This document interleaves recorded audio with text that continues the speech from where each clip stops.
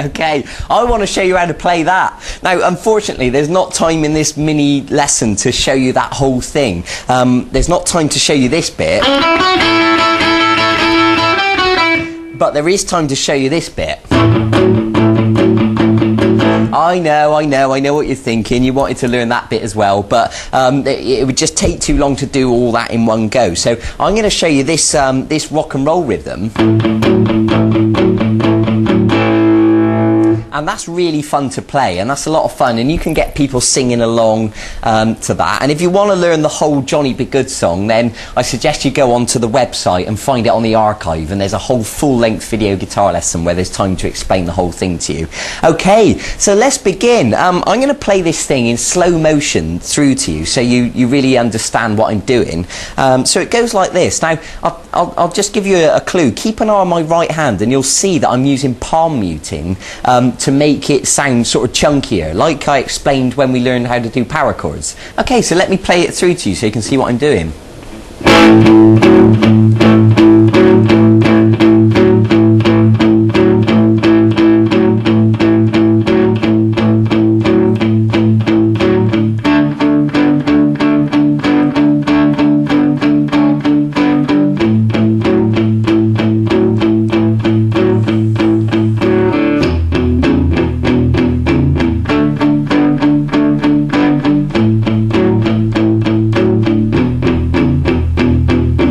Okay, so that is known as a 12-bar sequence. You've probably heard of the 12-bar blues, and really rock and roll and blues are cousins. Really, blues is just a slower version of rock and roll. For example,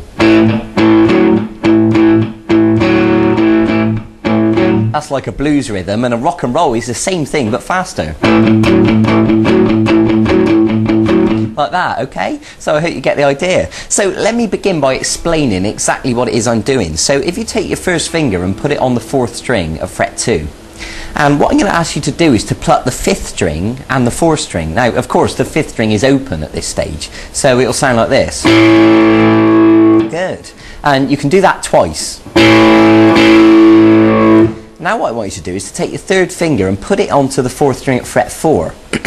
Now, of course, we don't need this note anymore. I mean, generally, I tend to actually leave it on there, but it makes no difference. So we're going to pluck the 5th string open now and the 4th string at fret 4. And now I'm going to ask you to go back to fret 2 again.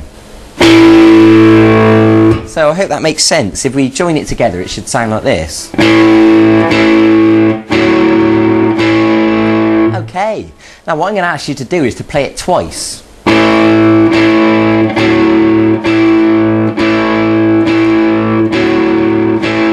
Okay, now listen carefully to me now. When you play it twice, that is 1 bar in length, because in music we call a length of music, we measure it in bars and beats. Now I want you to remember that that is 1 bar in length.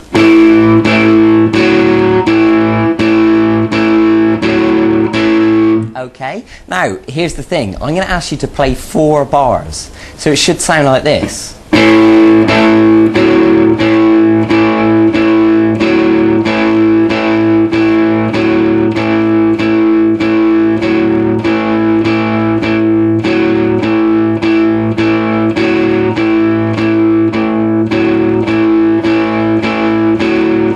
Okay, I hope that makes sense. I think it does, because you can see the numbers at the bottom of the screen. Now, of course, when you speed it up, that'll actually go by really quickly. So that's the first 4 bars of the sequence, and that shape that we've just done, we're going to call an A. And the reason for that is because the 5th string open is an A, and that is the root note. So what we've done there is like a simple chord. So now we're going to move to a D. And what that means is we're going to move down the string. Now the fourth string open is now the root note, and of course the fourth string open is a D, and we've got our first finger now on the third string at fret 2. And essentially we're going to do exactly the same thing. Obviously we're plucking the fourth string and the third string now, and I'm going to ask you to play 2 bars on the D.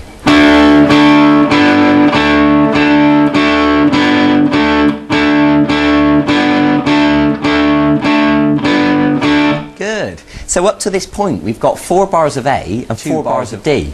Now we're going to move our finger back again, back to the A. So we're now on the 4th string at fret 2 again, and we're plucking 5th string open and the 4th string.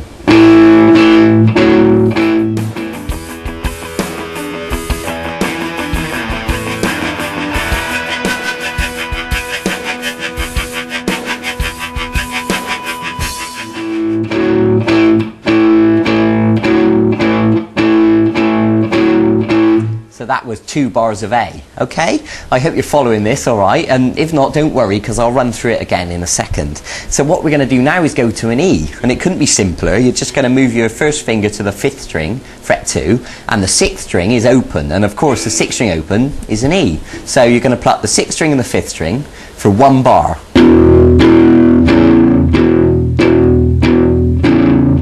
Good. I hope you're following this, and of course if you need to pause it and just catch up, that's absolutely fine, but I'll keep going for the second.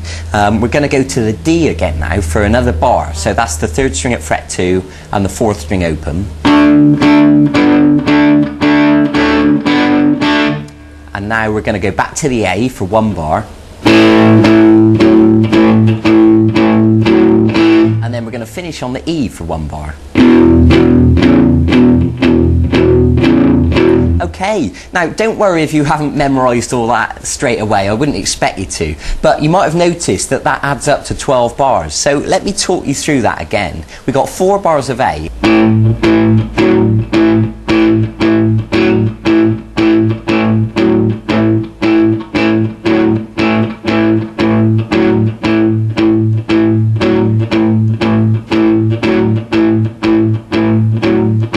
very good. And it might be worth me pointing out, you might have noticed I'm using palm muting. Remember we learned that when we learned the power chords. I'm touching gently with the palm of my hand, just on the strings a little bit, enough to dampen the notes. Because otherwise, if we didn't use the palm muting, it would sound like this. And it doesn't quite sound as cool, okay? So we've done the 4 bars of A, just to refresh your memory, onto 2 bars of D.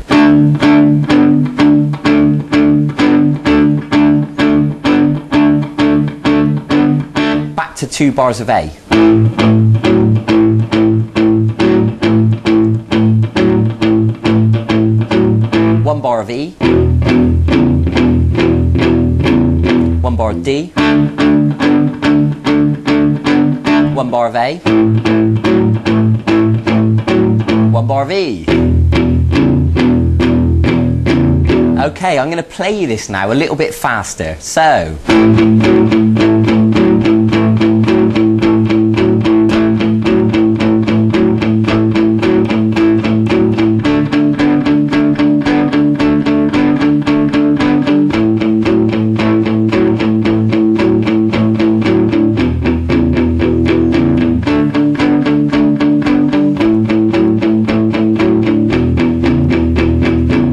Can see that it sounds really cool once you get it up to that speed. So it's going to take a bit of practice for you to get it like that. You know, don't expect to get it perfect straight away. It took me a lot of time to practice and get it that smooth, okay? So be patient with yourself. I'm going to play it now at full speed so you can really get a feel for the energy.